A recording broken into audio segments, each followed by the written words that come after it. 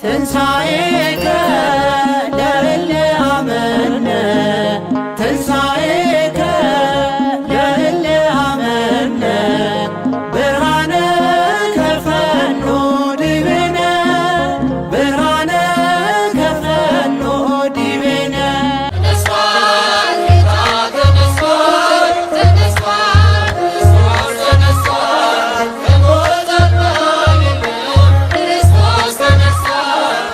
ቅዱስ አምላካችን እግዚአብሔር ከፈጠራቸው 22ቱ ስነ ፍጥረታት መካከል በዕለተ ዓርብ በአርአያውና በአምሳሉ ከሦስቱ ባህርያተ ነፍስና ከአራቱ ባህርያተ ሥጋ የተፈጠረው ከበሽታና ከሞት ነፃ በሆነች ፍጹም ሰላምና ደስታ በመላባት በኤደን ገነት የፍጥረታት ሁሉ ገዢ እንዲሆን በክብር ለክብር የተፈጠረው የሰው ልጅ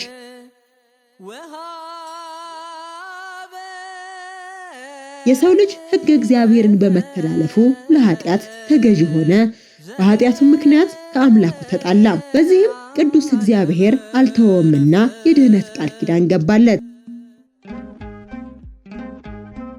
ቸርነቱ የማያልቅበት የሰው ልጅ መጥፋት የማይወደው አምላካችን የሰው ልጅ ከጠፋበት ሊፈልግ ከሞት ባርነት ነፃ ሊያወጣውና የዲያብሎስን ምክር ያፈርስ ዘንድ ለአዳም በገባው ቃል ኪዳን መሠረት 5500 ዘመን ሲፈጸም ከሰማያት ሰማያት ወርዶ ከቅድስት ድንግል ማርያም ከሥጋዋ ሥጋ ከነፍሷ ነፍስ ነስቶ በፍጹም ድንግልና ተወለደ።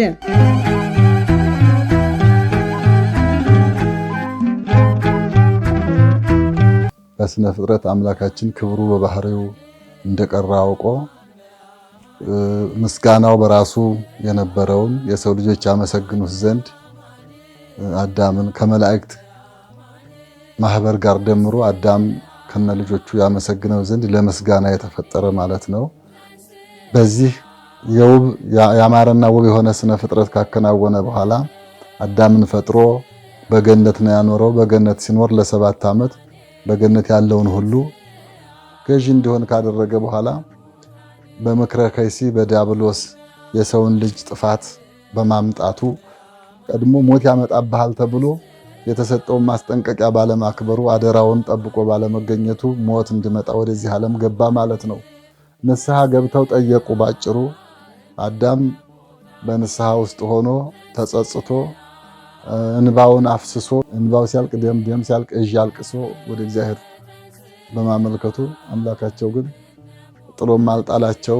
ጾማቸውን፣ ሱባኤያቸውን፣ ልመናቸውን አይቶ ፈጠረኝ ሳይል ፈጥሬ በማለት በገነት የነበረውን ኑሯቸውን እያስታወሱ ትዝ እያላቸው እንዲኖሩ በማድረግ ሱባኤህን ልመናህን ተቀብያለሁ ቃል ገብቼልሃለሁ በማለት ተወለደ መውለድ ወለትከ ወእድህ ተመርህበከ ወከውን ሕፃነ በእንቲአከ ስላንተ ሕፃን ሆኜ በሜዳ ተመላልሼ ከልጅ ልጅ ተወልጄ አድንሃለሁ የሚል ጽኑ ቃል ኪዳን ሰጥቶት እግዚአብሔር በገባው ቃል ኪዳን መሰረት በነቢያት ሲያናግር ጽኑ ቀጠሮ የሰጣቸውን ዕለት ሱባኤው የተነገረው ትንቢት የተቆጠረው ሱባኤ ደርሶ 5500 ዘመን ሲፈጸም እስከዚህ ጊዜ ድረስ አባቶች አበው ሲሞቱ ወነበረት እጹታ ገነት ተዘግታ ስለነበረ እንደ እሳት የሚንከባለል የእሳት ሰይፍ ሱራፌልን በዚያ መድቦበት ስለነበረ ገነት ተዘግታ የነበረችውን እመቤታችን ከሷ ነው ከልጅ ልጅ ወለዳለሁ ያለው ያ ጊዜው ደርሶ ወደ እመቤታችን መጥቶ ተወለደ።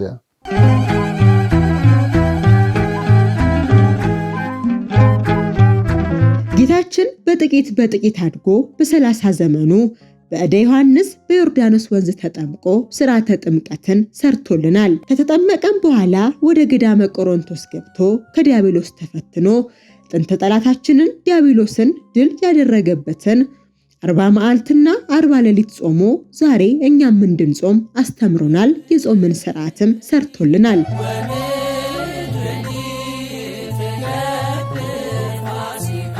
ቅድስት ቤተ ክርስቲያናችንም ይህን ጾም አብይ ጾም አድርጋ ጾመ ኢየሱስ፣ 40 ጾምና ሌሎችም መጠሪያ ስያሜዎችን ሰጥታ ከ7ቱ የአዋጅ አጽዋማት አንዱ በማድረግ ለእያንዳንዱ ሳምንት በቅዱስ ያሬድ ድጓ መሰረትም ስያሜ በመስጠት በልዩ ልዩ ሃይማኖታዊ ስነ ስርዓቶች ትዘክረዋለች።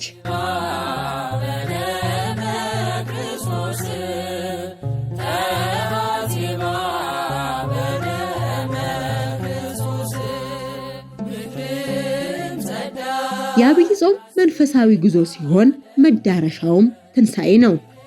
በአብይ ጾም ከሰርክ ሆሳዕና ጀምሮ ያሉት ዕለታት ሰሙነ ሕማማት፣ የዓመተ ፍዳ፣ የዓመተ ኩነኔ መታሰቢያ ዕለታት ሲሆኑ በእያንዳንዱ ዕለታት የተከናወኑ መንፈሳዊና ታሪካዊ ክስተቶች የሚነገሩበት፣ በየአብያተ ክርስቲያኑ በጸሎትና በጾም በብዙ ስግደት የክርስቶስ አዳኝነት፣ ቤዛነት እንዲሁም የተቀበለው መከራ የሚታሰብበት ሲሆን ካህናት አባቶችና ምዕመናን ቀኑን ሙሉ በየምዕራፉ ስለ ጌታችን ኢየሱስ ክርስቶስ ሕማማተ መስቀል የሚያዘክሩ ግብረ ሕማማትን ጨምሮ መጽሐፍተ ኦሪት፣ መጽሐፍተ ነቢያት እንዲሁም የዳዊት መዝሙርን በማንበብና በመጸለይ የጌታችን የመድኃኒታችን የኢየሱስ ክርስቶስን ሕማሙንና ሞቱን ይዘክራሉ።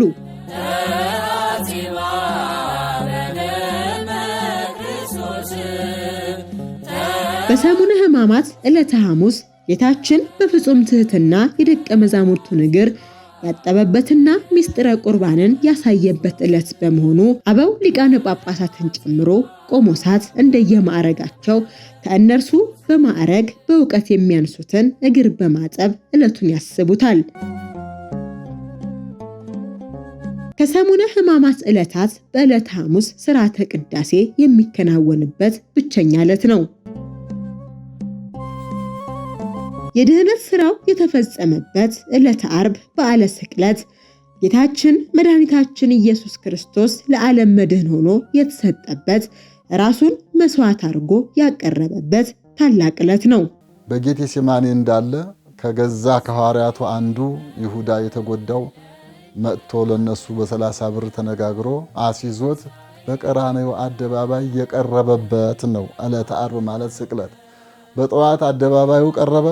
የአይሁድ ወታደሮች እየገፉ እያዳፉ አይሁድም ስቀለው ስቀለው እያሉ 6666 ግርፋት እንዲገረፍ ወቦአ ሰይጣን ውስተ ልበ ይሁዳ በይሁዳ ልብ የገባው ሰይጣን በአይሁድም ውስተ ልበ አይሁድ አሚሃ ሀደረ ቅናት አቃጠላቸው፣ ልባቸውን በላቸው። በመቀኝነት ስቀለው ስቀለው አሉ። በዚህ ቀን ዓመት በዓለ ፍስሕ ያከብሩ ስለነበረ ዓመታዊ በዓላቸውን በሚያከብሩበት ሰዓት ከማረሚያ ቤት ወንጀለኞች እስረኞችን እንደሚፈታ ልማድ ነበራቸው በዘመኑ። ጲላጦስ ከምርመራው የተነሳ ከነሱ ጩኸት የተነሳ ስቀለው ስቀለው በማለታቸው መርምሮ ምንም ኃጢአት አላገኘሁበትም በማለት በርባንን ልፍታላችሁ ኢየሱስን በማለት ቢጠይቃቸው በርባንን ፍታ፣ ኢየሱስን ግን ስቀለው አስወግደው። ምን አደረገ? ኃጢአት ባይሰራ ኖሮ ወደ አንተ እናመጣው ነበር ወይ? እኔ ከደሙ ንጹሕ ነኝ ብሎ እጁን እስከ መታጠብ ደረሰ ሹሙ ጲላጦስ ማለት ነው።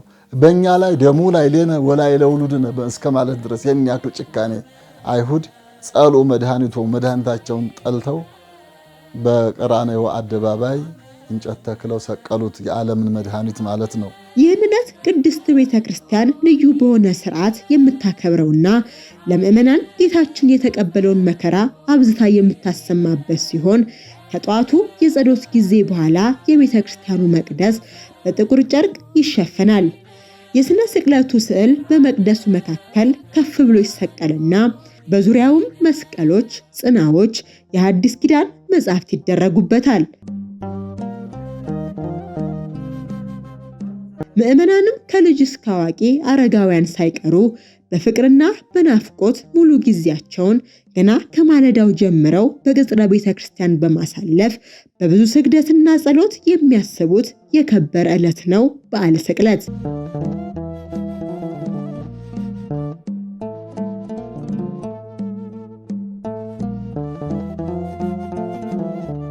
ዕለተ ዓርብን የቤተ ክርስቲያናችን ሊቃውንት እንዲህ ያብራሩታል። በዚህ ቀን እንግዲህ ካህናቱ ዓለምን ያዳነበት መሆኑ በትንቢተ ነቢያት የተገለጸ ስለሆነ በሐዲስ ኪዳን ለሐዋርያት የሚያስተማራቸው ስለሆነ እሞታለሁ እነሳለሁ ብሎ ነግሯቸውም ስለነበረ በቀራንዮ በተሰቀለበት ሰዓት መዝሙር ያንኑ በአንጻሩ ይዘምራሉ። በቤተ ክርስቲያን ተሰብስበው አባቶች በሐዘን በቀኖና በስግደት ሰሙነ ሕማማት ከተፈጸመ በኋላ በዚህ ጊዜ የሚዘመረው የተለየ አለ መዝሙር ሃሌ ሃሌ ሃሌሉያ ሃሌ ሃሌ ሃሌሉያ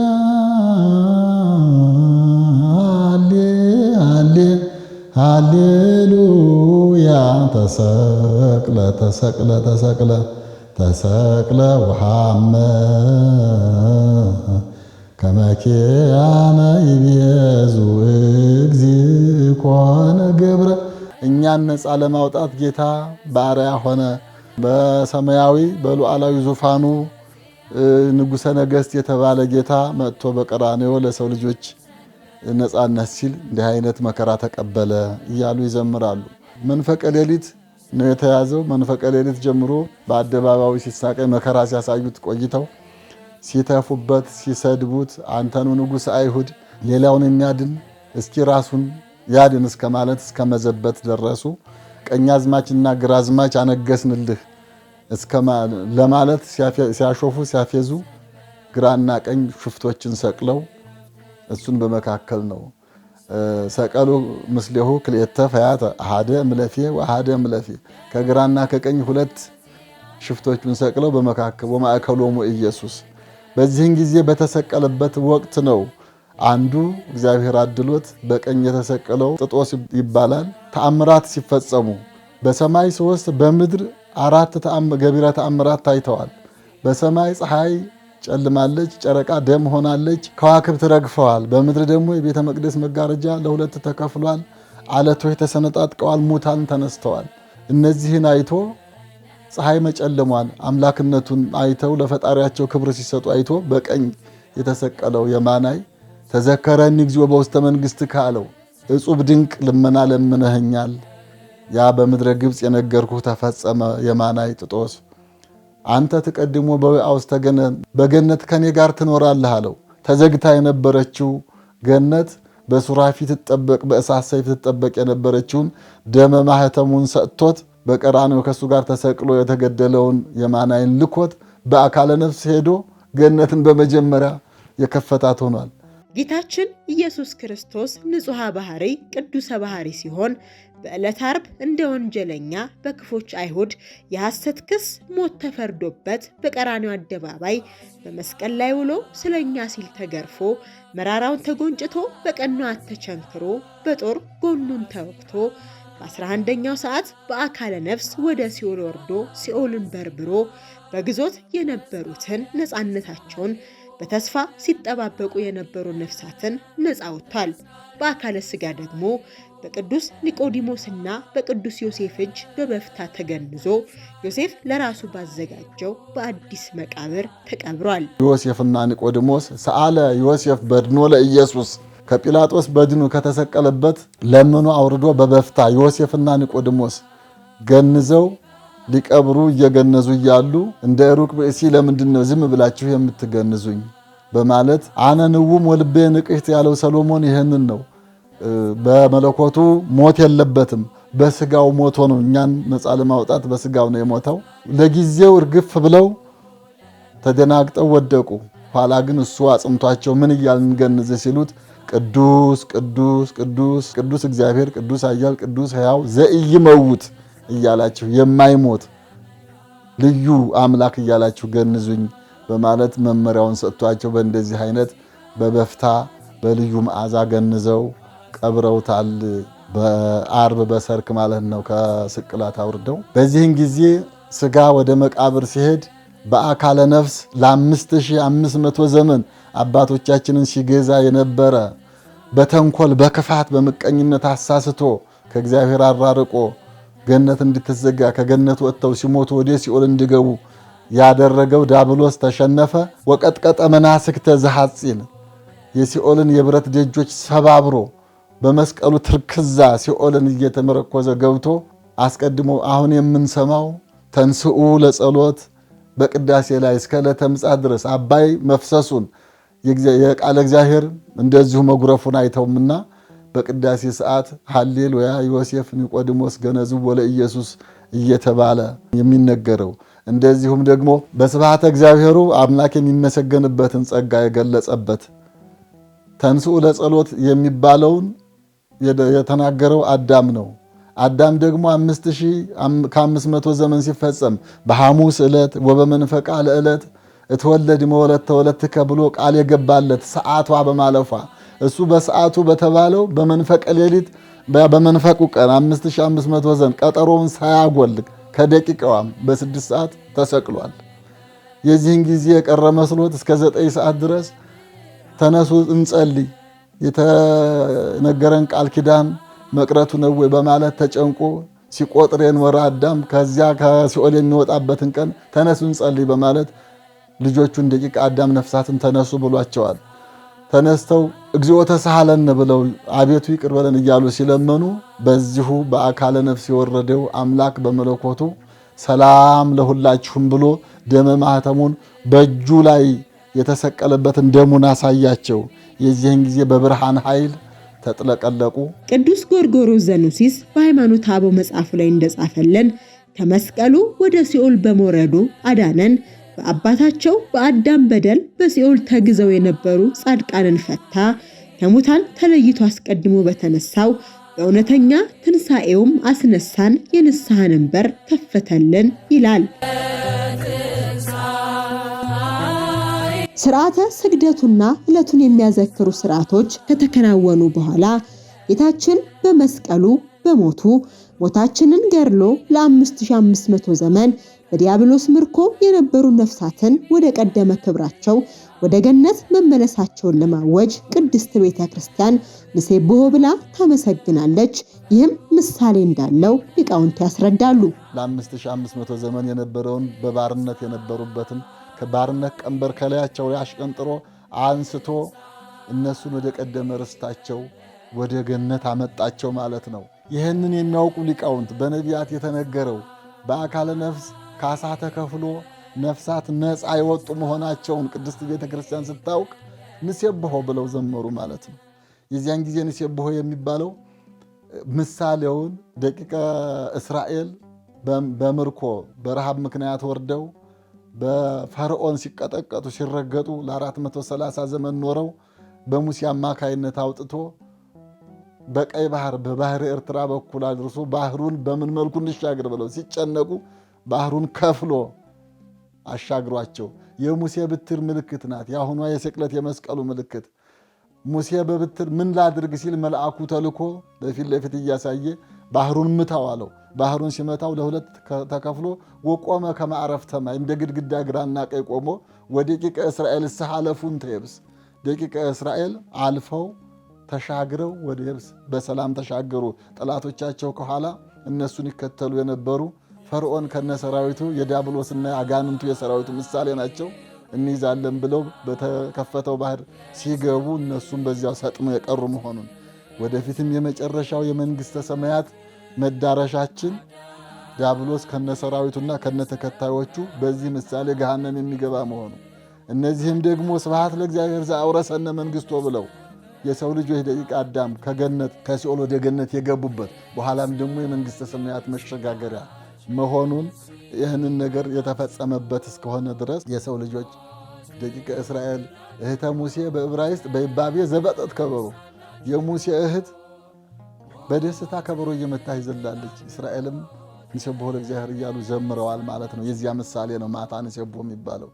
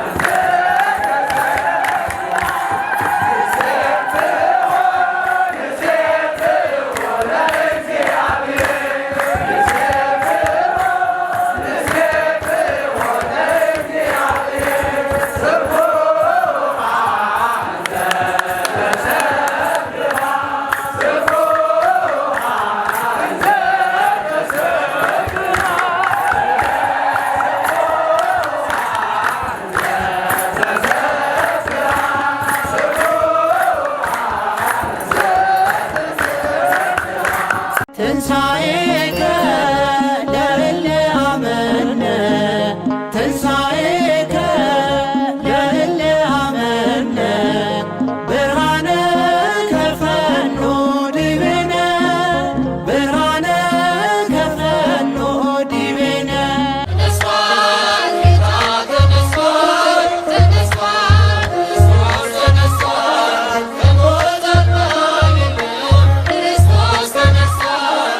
በቀዳም ስዑር ቀሳውስቱና ዲያቆናቱ ቃጭል እየመቱ በመስቀሉ ሰላምን አደረገ በትንሣኤውም ገለጠልን የሚለውን ያሬዳዊ ዜማን በመዘመር ጌታችን በመስቀሉ ሰላምን እንደሰጠንና ትንሣኤውንም እንደገለጠልን በማብሰር ቀጤማውን ለምእመናን ይሰጣሉ። ዕለተ ትንሣኤውን ለሚናፍቁ ምእመናንም ብስራት ይሆናል። ምእመናንም ቀጤማውን በራሳቸው ላይ ያስራሉ። በደስታ ከበሮ እየመታች ይዘላለች። እስራኤልም ንሴብሖ ለእግዚአብሔር እያሉ ዘምረዋል ማለት ነው። የዚያ ምሳሌ ነው ማታ ንሴብሖ የሚባለው። ነፍሳት ከሲኦል ስለወጡ ነፃነት ስለተሰበከ ማለት ነው። ካሳ ስለተከፈለ ያቺ በስነ ፍጥረት ያረፈባትን ዕለተ ሰንበት አባይ ሰንበት የተባለች ቀዳሚት ሰንበትን በመጽሐፍተ ነቢያትም እንደተናገረው በማቴዎስ ወንጌል ምዕራፍ 12 ቁጥር 40 ላይም ምልክት አሳየን ይሉት ነበር። በዓለም ላይ እያስተማረ በምድረ እስራኤል ሲያስተምር አይሁድ ጠይቀውት ነበር። ለአይሁድ መልስ የሰጠበት ነው። ምልክት ስጠን፣ እንድናምንህ ምልክት ስጠን፣ አንተ ማን እንደሆንክ ብለው ሲጠይቁት ከነቢዩ ከዮናስ ምልክት በስተቀር አይሰጣችሁም ያመጻ ትውልድ በማለት በመገሰጥ ይህንን ምሳሌ መስሎላቸው ነበር። ምን የሚል ዮናስ በከርሰ አንበሪ 3 መዓልት 3 ሌሊት እንዳደረ ሁሉ ወልደ አምላክም ደግሞ የሰው ልጅ 3 መዓልት 3 ሌሊት በከርሰ መቃብር ሊኖር ምሳሌው ይሄ ነው ያላቸው። ገና ወደፊት ሰቅላችሁኝ ትገድሉኛላችሁ፣ በመቃብር 3 መዓልት 3 ሌሊት ቆይቼ ሙስና መቃብር ወተንሳይኩ በስልጣነ ባሕቲቴ በራሴ ስልጣን እነሳለሁ ብሏል። እንደተናገረው ብውህ ሊተ አንብራሂ ወአንስአ ነፍሴን ላኖራትም ስልጣን አለኝ ላነሳትም ስልጣን አለኝ ባለው መሰረት ወተንሳይኩ በስልጣነ ባሕቲቴ ይሄንን ምሳሌ ሰጥቷቸው ስለነበረ ዓርብ ተቀብሮ መንፈቀ ሌሊት ተነስቷል። ይሄ በ3 መዓልት በ3 ሌሊት አደረ ካላችሁ የትኛው ነው መዓልትና ሌሊቱ መች ሞላ የሚሉ ጥያቄዎች ሊኖሩ ይችላሉ። ይሄ ከነግህ ጀምሮ እስከ 6 ሰዓት ድረስ ብርሃን ነበር ዕለት። ከ6 ሰዓት ጀምሮ እስከ 9 ሰዓት ድረስ ዓለም ጨልሟል። አንድ ሌሊት ነው ይሄ። በኋላ ደግሞ ከ9 ሰዓት ጀምሮ እስከ ሰርክ ድረስ ብርሃን ሆኗል። እነዚህን ዕለታት ተደምሮ የቀዳሚት ሌሊት እና የእሁድ ሌሊት የዓርብ የጨለመበት ሰዓት ሌሊት 3 ይሞላል። ከነግ እስከ 6 ሰዓት የነበረው አንድ ቀን፣ ከ9 ሰዓት እስከ ሰርክ የነበረው ተይዞ የቀዳሚት ሙሉ ቀን ተይዞ 3 መዓልት 3 ሌሊት ይሞላል። በዚህን ጊዜ ካሳ ተከፍሎ ነፍሳት እንደወጡ ስለሚያውቁ መንፈቀ ሌሊት ካህናቱ ይሰበሰባሉ፣ በቤተ እግዚአብሔር ስብሐተ እግዚአብሔር ያደርሳሉ። ንሕነሰ ንሰብክ ክርስቶስ ኀዘ ተንሥአ እሙታን እያሉ ያሬዳውያኑ መዘምራኑ በክብር በዝማሜ በጸናጽል በከበሮ ያመሰግኑታል። ለ3 መዓልት ለ3 ሌሊት ቢቀበርም በመቃብር ቢኖርም በአካለ ነፍስ ደግሞ ካሳ ተከፍሎ ነፍሳት ገነት የገቡ መሆናቸውን አውቀው ቤተክርስቲያን ይህንን በማጣራት ጠዋት ቄጤማ ይዘው የምስራች ለምእመናኑ ያበስራሉ። ይሄ ቄጤማ ምንድን ነው ከተባለ የኖህ ጊዜ በኖህ ዘመን ንፍር ውሃው ማየ አይህ እየጎደለ ሲሄድ ለመላክ መስኮት አውጥቶለት ስለነበረ ቁራ ቢላክ በዚያው የቁራ መላክተኛ አደራውን የማይጠብቅ ሆኖ በዚያው ቀርቷል። ርግብ ብትላክ ግን ቄጤማ ይዛ መጥታለች። ነትገ ማየ አይህ ሐጸ ማየ አይህ ብላ አብስረዋለች።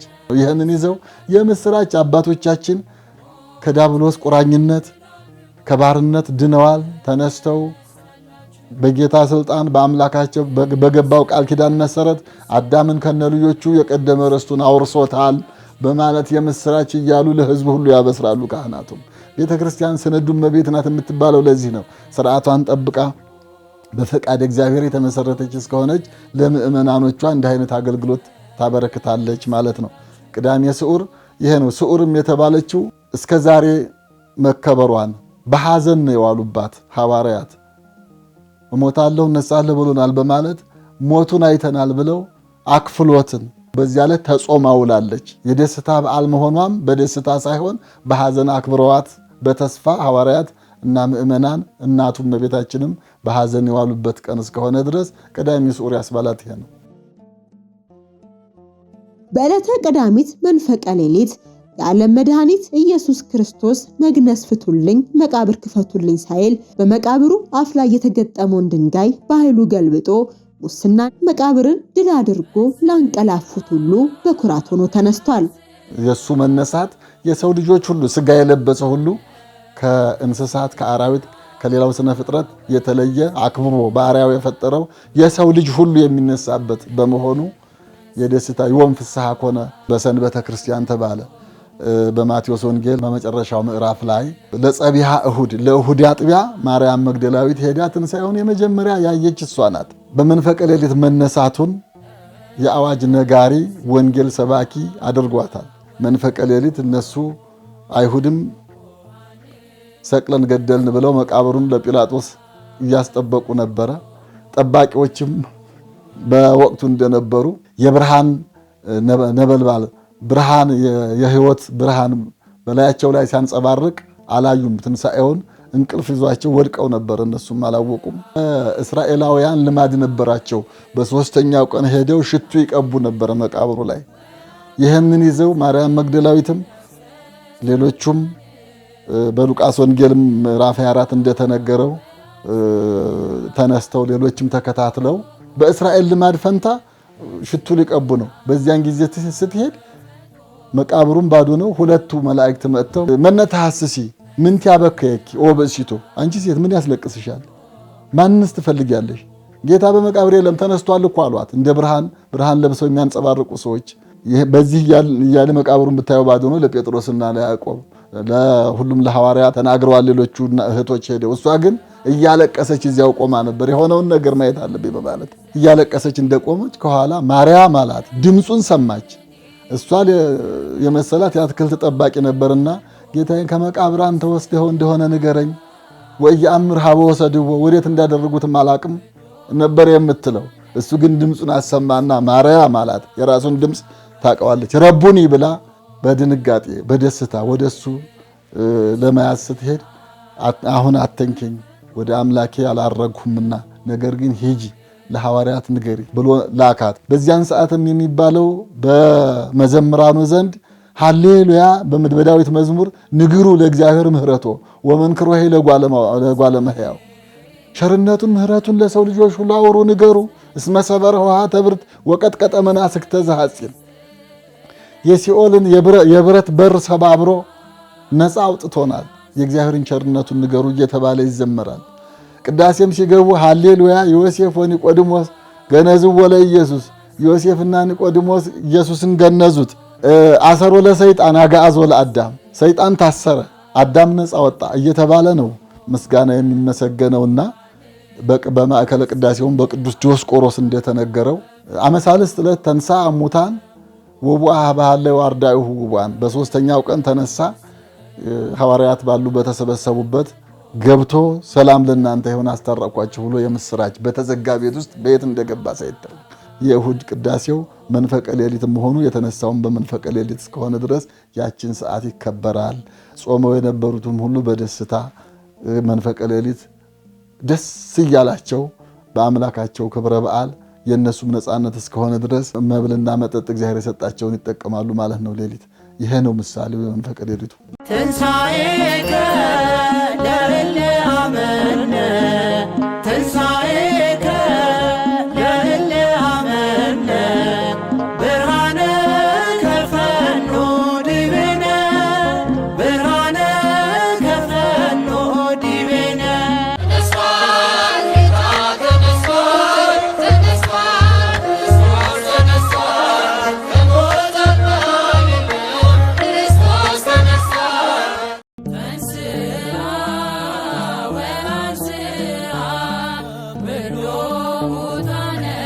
በዝክረ መከራው ጥቁር የለበሱ አባቶች በበዓለ ትንሣኤው ነጫጭ ለብሰው ትንሣኤውን ለማብሰር ከቤተ መቅደሱ ገና ከምሽቱ ተሰይመዋል። በሌሊቱ የአገልግሎት ጊዜ ልዩ ልዩ ስነ ስርዓቶች የሚከወኑ ሲሆኑ የሶስቱ ወንጌላውያን የቅዱስ ማቴዎስ፣ የቅዱስ ማርቆስና የቅዱስ ሉቃስ ወንጌል ይነበባል። ልብሰ ተክህኖ በለበሱ ካህናት ሥርዓተ ማዕጠንት ይከናወናል። አባቶች እያዜሙ ዑደት ያደርጋሉ። ምዕመናንም በእልልታና በጭብጨባ ያጅባሉ። በማሌቱ አገልግሎት አበው ሊቃነ ጳጳሳት፣ ካህናት፣ አባቶች እንዲሁም ምዕመናን በአንድነት ሆነው በእውነት ከሙታን መካከል ተነሳ በማለት ስለ ክርስቶስ ትንሣኤ አብዝተው ያመሰግናሉ።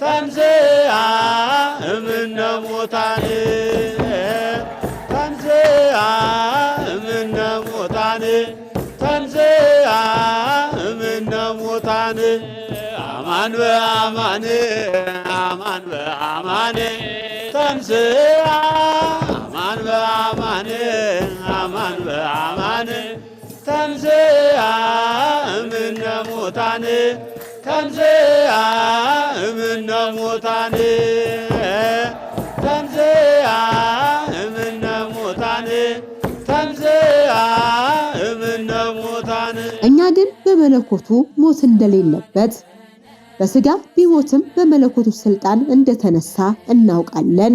ሞት የሌለበት ባይሆንስ ኖሮ በሥጋ በሞተ ጊዜ ሥጋውን ባላስነሳም ነበር። ሥጋው እስከ ዓለም ፍጻሜ በመቃብር በኖረ ነበር እንጂ እንዳለ ቅዱስ ባስልዮስ።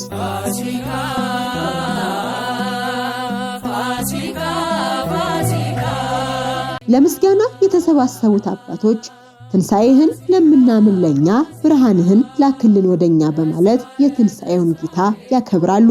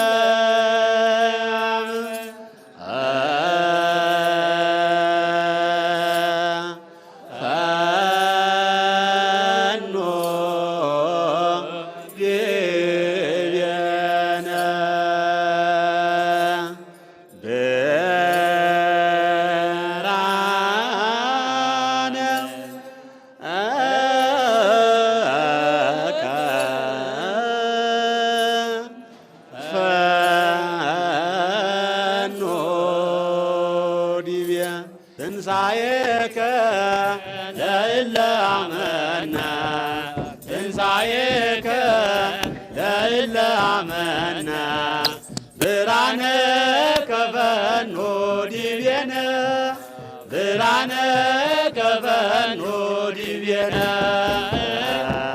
ብርሃነ ከፈኖ ዲቤነ ብርሃነ ከፈኖ ዲቤነ ትንሣኤከ ለእለ አመነ ትንሣኤከ ለእለ አመነ ብርሃነ ከፈኖ ዲቤነ ብርሃነ ከፈኖ ዲቤነ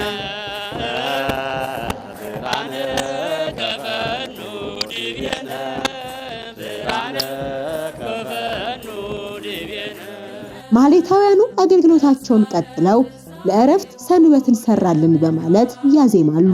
የሰንበት ጌታዋንም ያከብራሉ፣ ያወድሳሉ።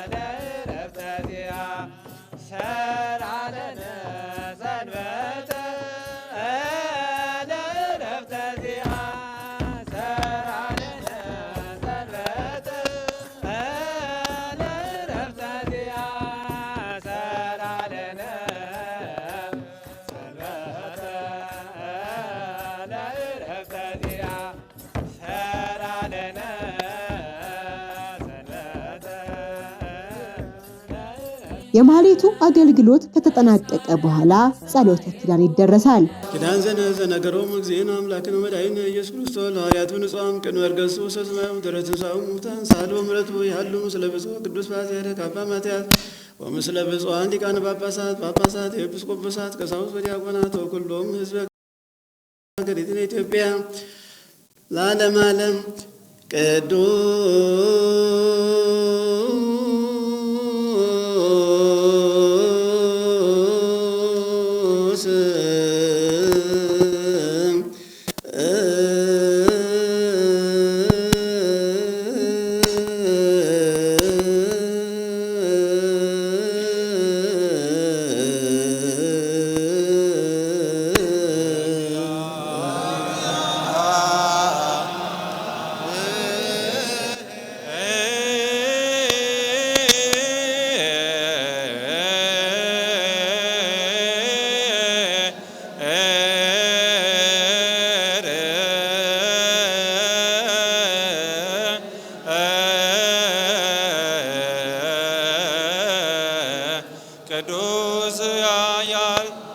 ቅዱስ ያው ዘይመውእ ዘተወልደ ማርያም ቅድስት ድንግል ተሳሃለነ እግዚኦ ቅዱስ እግዚአብሔር ቅዱስ ኃያል ቅዱስ ያው ዘይመውት ዘተጠምቀ በዮርዳኖስ ወተሰቅለ ዲበ ዕፀ መስቀል ተሳሃለነ እግዚኦ ቅዱስ እግዚአብሔር ቅዱስ ኃያል ቅዱስ ያው ዘይመውት እንስአየ ሙታነ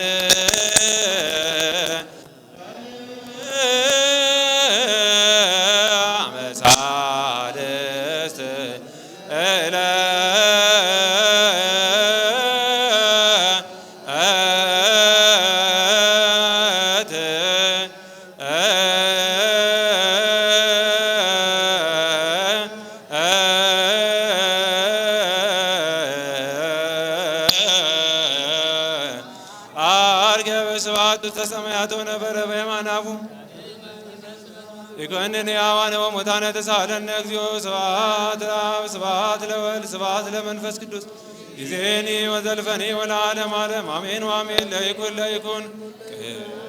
ቅዱስ ስሉስ እግዚአብሔር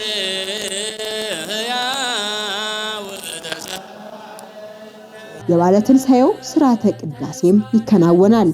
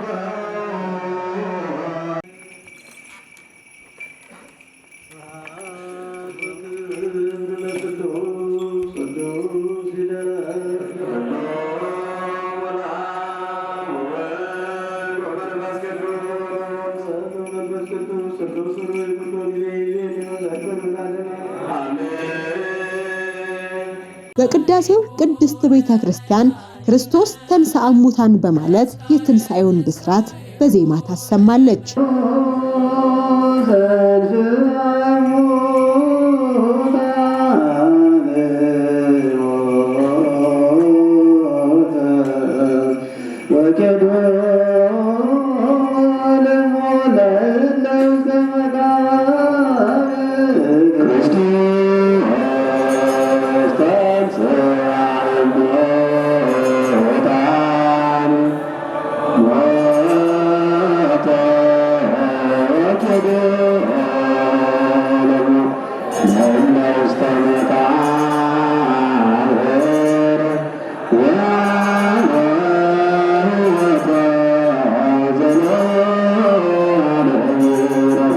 ከወንጌላውያኑ ስለ ትንሣኤው የሚናገረው የቅዱስ ዮሐንስ ወንጌል ይነበባል። የዮሐንስ ወንጌል ምዕራፍ 20 ከቁጥር 1 በእሑድ ሰንበትም ማርያም መግደላዊት ገና ጨለማ ሳለ ገስግሳ ወደ መቃብር መጣች። ደንጊያውንም ከመቃብሩ አፍ ተነስቶ አገኘች።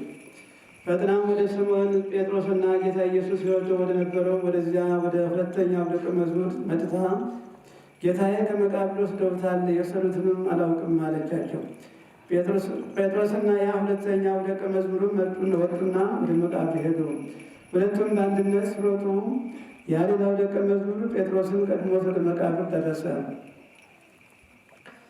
በተመለከተም ጊዜ መግነዙን ተቀምጦ አየ፣ ግን ወደ ውስጥ አልገባም። ስምዖን ጴጥሮስም ተከትሎት ደረሰና ወደ መቃብር ጥሎት ገባ። ከፈኑንም በአንድ ወገን ተቀምጦ አገኘ። በራሱ ላይ የነበረውን መጠምጠሚያም ለብቻው ተጠቅልሎ ከከፈኑ ጋርም አልነበረም። ከዚህም በኋላ ወደ መቃብር የደረሰው ሌላው ደቀ መዝሙር ወደ መቃብር ገባ፣ አይተውም አመኑ። ማርያም ግን ከመቃብር በስተውጭ እያለቀሰች ቆማ ነበረ። እያለቀሰችው ወደ መቃብር ውስጥ ተመለከተች። ሁለት መላእክትንም ነጭ ልብስ ለብሰው አየች። የጌታ ኢየሱስ ሥጋ በነበረበት ቦታ አንዱም በራስጌ አንዱም በግንጄ ተቀምጠው፣ እነዚያ መላእክትም አንቺ ሴት ምን ያስወጡሻል? ማንስ ትሻለሽ? አሏት። ጌታዬን ከመቃብር ወስደውታል፣ የወሰዱትም አላውቅም አለቻቸው። ይህንንም ተናግራ ወደ ኋላዋ መለስ ብትል ጌታ ኢየሱስን ቆሞ አየችው። ጌታ ኢየሱስም እንደሆነም አላወቀችም። ጌታ ኢየሱስም አንቺ ሴት ምን ያስለቅስሻል? ማንስ ትሻለሽ? አላት። እርሷ ግን የአትክልት ቦታ ጠባቂ መስሏት ነበረ። ጌታዬ አንተ ወስደው እንደሆነ ሄጄ ወደ እኔ እንዳመጣውና ፊቱ እንድቀባው የወሰድክበትን ንገረኝ አለች። የክርስቶስ ትንሣኤ ዲያብሎስን ያዋረደ፣ መቃብርን ባዶን ያስቀረ፣ ሞትን ድል የነሳ፣ ለሰው ልጅ ሕያውነትን ያደለ፣ በሰው ልጆች ሕይወት ውስጥ ትልቅ ቦታ የሚሰጠው፣ ቃላት የማይገልጡት፣ የሰው ሕሊና ተመራምሮ የማይደርስበት ጥልቅ ምስጢር ነው። ለዚህም ነው ሊቃውንት አባቶቻችን ቅዱስ እግዚአብሔር አምላክ ዓለምን ከፈጠረበት ጥበቡ ይልቅ ዓለምን ያዳነበት ጥበቡ ይረቃል ይበልጣል ብለው ያስተማሩን።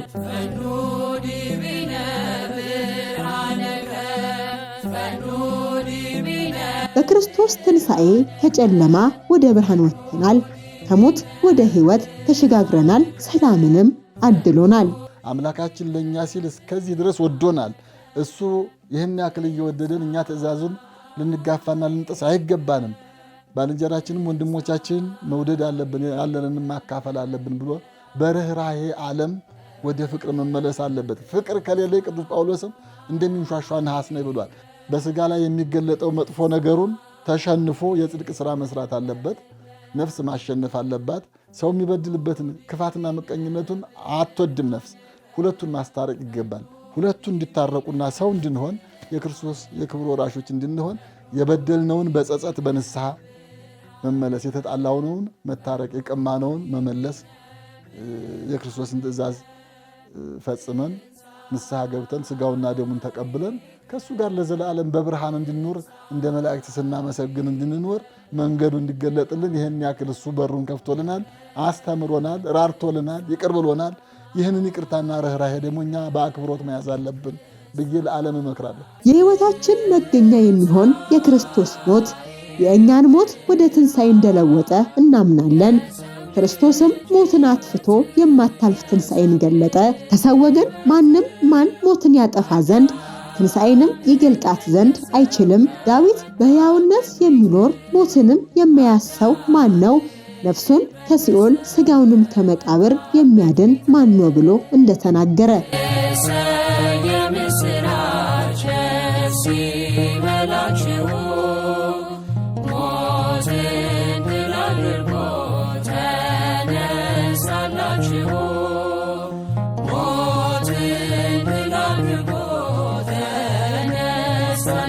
ክርስቶስ በታላቅ ኃይልና ስልጣን ከሙታን ተለይቶ ተነሳ። ዲያብሎስን አሰረው፣ አዳምን ነፃ አወጣው። ሰላም ከዛሬ ጀምሮ ሰላም ሆነ። መልካም የትንሣኤ በዓል። ትንሣኤከ